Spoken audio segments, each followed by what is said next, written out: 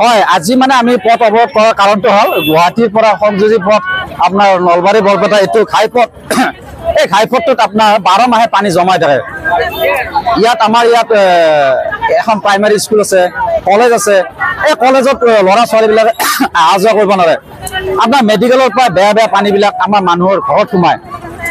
ইমান বেয়া পৰিস্থিতি আপোনালোকে কেমেৰা দি দেখালে গম পাব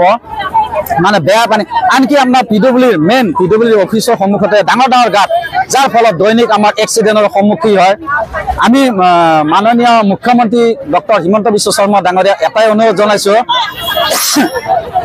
জনাইছো যেন তেওঁ আমাৰ ইয়াত এই ৰাস্তাটোত এটা ড্ৰেইনৰ ব্যৱস্থা কৰি দিয়ে কাৰণ প্ৰায় ৰাস্তাবিলাকত ড্ৰেইন থাকে আমাৰ ইয়াত ড্ৰেইন নোহোৱাৰ ফলত আমাৰ এই ৰাস্তাটোত পানী জমা হৈ থাকে 12 মাহে কেৱল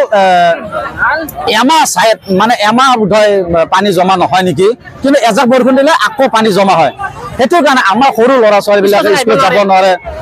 তাৰ কাৰণে আমি আজি প্ৰতিবাদৰ কাৰণে আমাৰ পটলি ৰাইজ ওলাই আহিছে আমি এটাই অনুৰোধ জনাইছো